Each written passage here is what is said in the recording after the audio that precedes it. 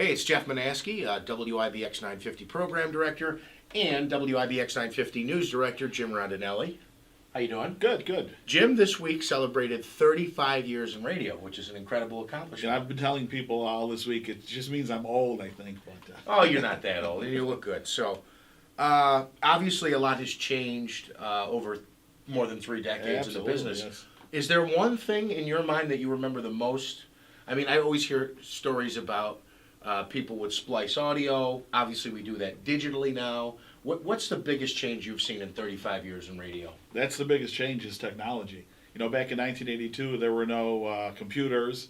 You would type everything on a typewriter. I mean, all your stories were done on a typewriter. And, of course, you would tend to make mistakes, so there was always that handy bottle of white out there next to you. No white out in the building anymore. So, I mean, it was, you know, and it's obviously much more difficult to type on a typewriter. You can't save things, so you had to save all your copy, and you ended up with the big piles.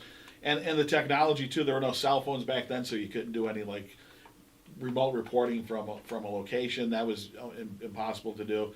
And as you mentioned, I guess the biggest thing was with the news service, we had the AP back then, and it was just like that constant feed where it would just come over 24/7, and you had to make sure you ripped everything off and checked what you needed, and you wanted to make sure the paper didn't get stacked up, because then the machine would jam up. You had to change the ribbon, which was horrendous. It was a mess. You'd end up with black stuff all over. So that's the biggest change is the technology. Which is where rip and read came exactly, from, right? Yeah. Off the But the technology is without a doubt the biggest change. Do you remember the first time you used a computer, and do you remember thinking, like, why do I have to use a damn computer? Or was it more of a convenience? It was definitely a convenience, yeah. Absolutely. You know, it was a program that obviously, it must have been somewhere around 85, even later than that, but like late 80s. So it was certainly a program that was not as sophisticated as the computer programs we have now, but it was definitely made the job a heck of a lot easier. Something I should have asked you right out of the gate was, tell us where you've worked. Obviously, IBX for a number of years. You've been here, 16, 18, well, 20 years? Since 94 here. Before that, I worked at WIBX, or WRUN KG104, which is a station that hasn't been, neither station has been around for a while. RUN has been sold, and I'm not sure who owns it now.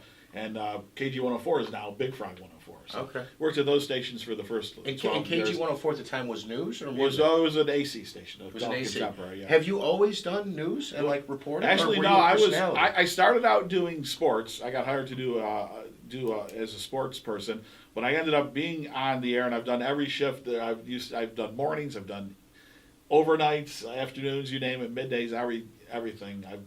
I've done it all.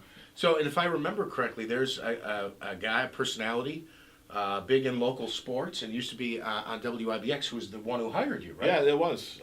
Fred Miller. Fred Miller. He's the one that gave me my first shot. I can remember going in there. It's really funny. I remember this like it was yesterday. He handed me some copy, and he said, "Read this for me." So I read it, and in the copy, it was a story on boxer Alexis Arguello. Of course, not an easy. Okay, yeah. Boxer. Alexis Arguello. I didn't know what you were saying. And okay. not an easy name to pronounce. And so I read it with the correct pronunciation, and he looked at me and said, "You're hired." That's funny. Fred, it's your fault. It is. I tell him that all the time when I see him. So, favorite memory, worst memory? Any things that stick out? Something that you dreaded, a story you didn't want to cover, or something, a daily task you didn't like doing, and maybe a favorite memory of something you covered or had done? Nothing really. I mean, I'd be up to cover anything. So I really don't know if there's anything I ever said, boy, I want to do that. But probably my favorite memory was the first year, 1982, when the Mohawk Valley Stars, one of the former Utica pro hockey teams of the Atlantic Coast Conference, I believe, or Atlantic Hockey League, or North of, I can't remember, there have been so many.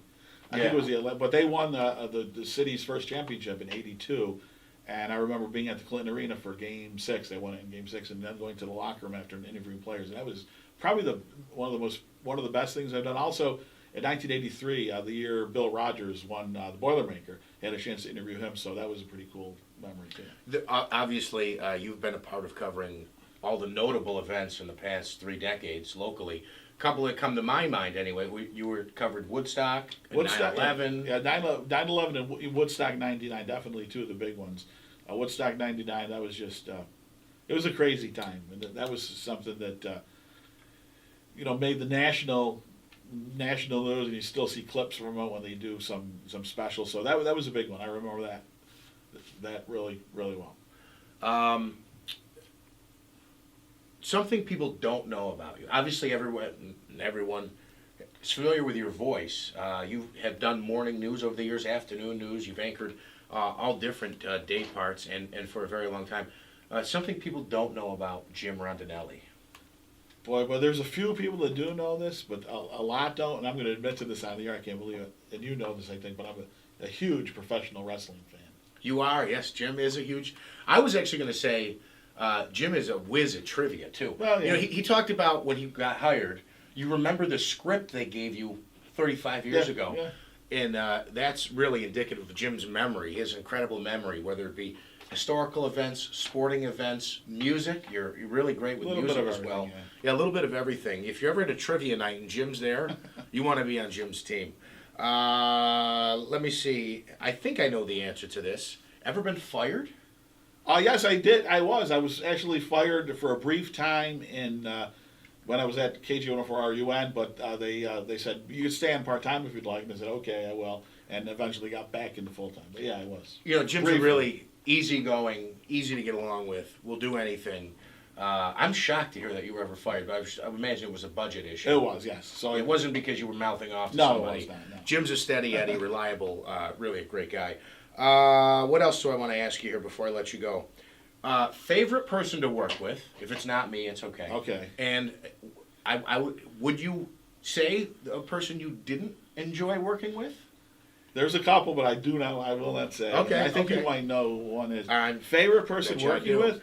I think probably my favorite was one of the people I learned the most from in radio, and he's still around the area. He owns his own advertising agency, George Carpenter, who was my first program director at KG104 and RUN, and I learned quite a lot from him, and he was always great to work with too. So I'd have to say George. Interesting. All right, 35 years. How much longer you got left? We're putting our budget At least together. 10. I need to know. I figure 10. I'm hoping. At least a decade. At least a decade. Well, I'm hoping. that wouldn't surprise me, and it wouldn't surprise me if you went longer. Anything else you'd like to share after 35 years in the business? Yeah, not really. Just keep keeping on, I guess. Keep keeping on. All right, Jim Rondenelli, this week celebrating 35 years in radio.